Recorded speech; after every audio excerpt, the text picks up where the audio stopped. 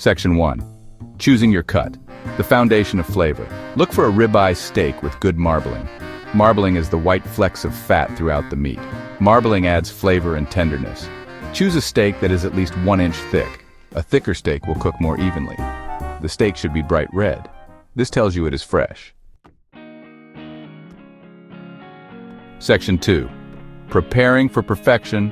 Pre-grill rituals. Take your steak out of the refrigerator about 30 minutes before grilling. This allows it to come to room temperature. Season the steak generously with salt and pepper. You can also add other spices like garlic powder or onion powder.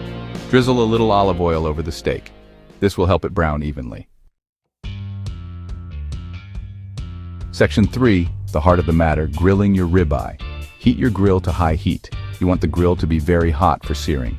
Clean the grill grates with a wire brush. A clean grill prevents sticking. Place the steak on the hot grill. Sear for 2 to 3 minutes per side. Searing creates a flavorful crust. Reduce the heat to medium. Continue grilling for another 5 to 7 minutes per side for medium rare. Use a meat thermometer to check for doneness.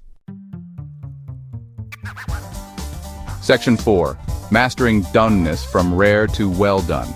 For rare, the internal temperature should be 125 degrees Fahrenheit. Medium rare is 130 to 135 degrees Fahrenheit. Medium is 140 to 145 degrees Fahrenheit.